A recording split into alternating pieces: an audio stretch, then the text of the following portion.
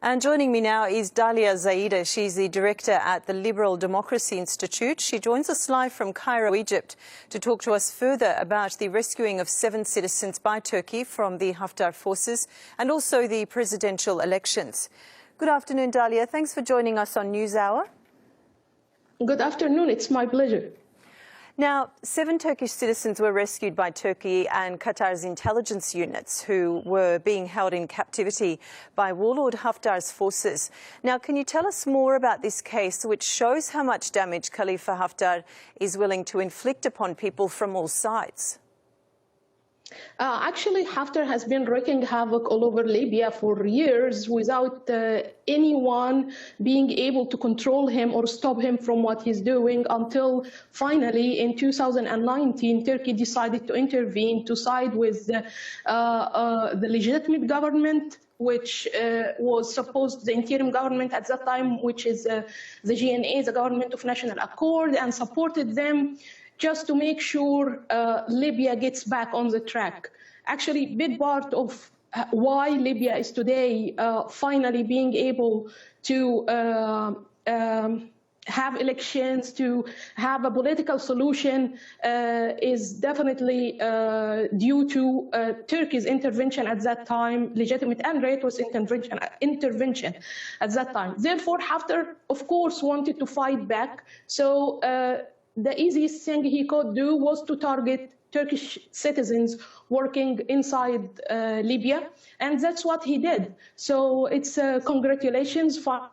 Finally, they are now released, and I think Libya is also now on the door of starting a new era for itself. OK.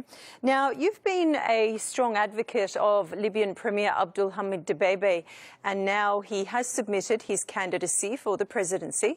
Please, can you tell us what are the necessary changes he could bring if he assumes the Libyan presidency?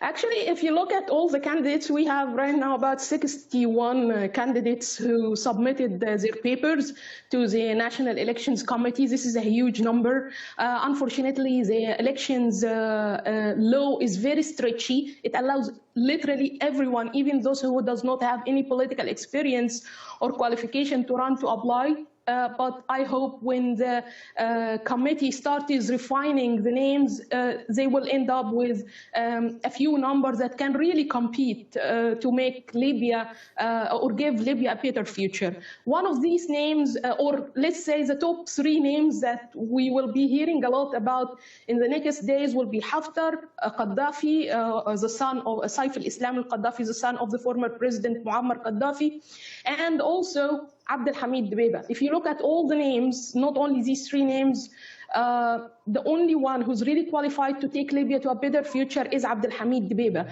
That's not only he's not the best among them, but he is also sincere, and he's been able to make very good balances with all influential players on the Libyan agenda, including those who inside Libya, the tribes, the different political factions, but also those who have power from outside Libya. For example, we have seen him reaching out to Turkey and to Egypt at the same time. We have seen him reaching out to the United Arab Emirates and also to Qatar at the same time. So he's very good in making these balances, which is crucial for balancing the internal political scene inside Libya. So if he succeeds, I think he will be a very the right man for the job. He will be the right man for the job.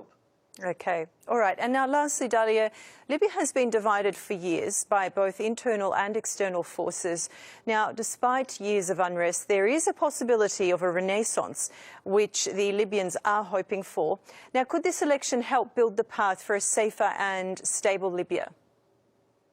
You know, this is a very important question, because the biggest concern now is not actually whether the elections is going to happen or not. For sure, it's going to happen.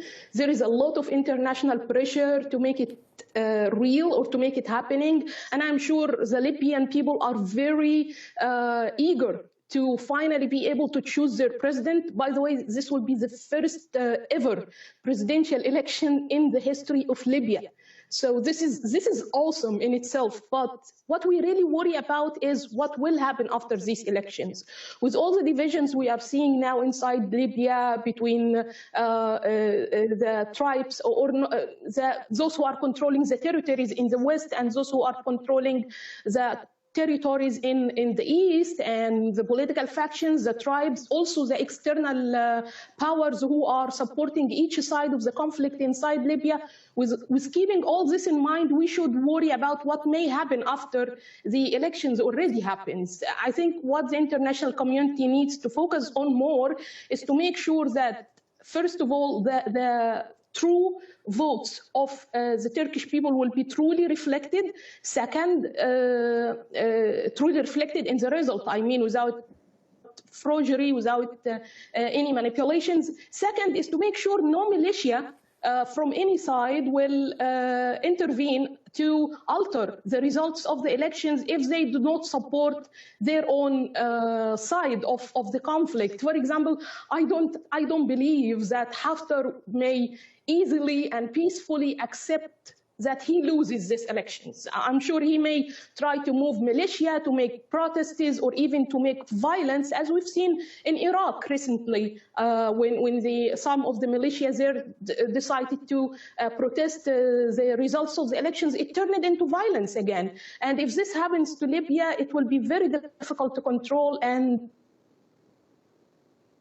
it may open the door for a civil war, which, of course, a scenario that no one wants. Okay, Dalia, thank you so much for joining the program. It's been great talking to you.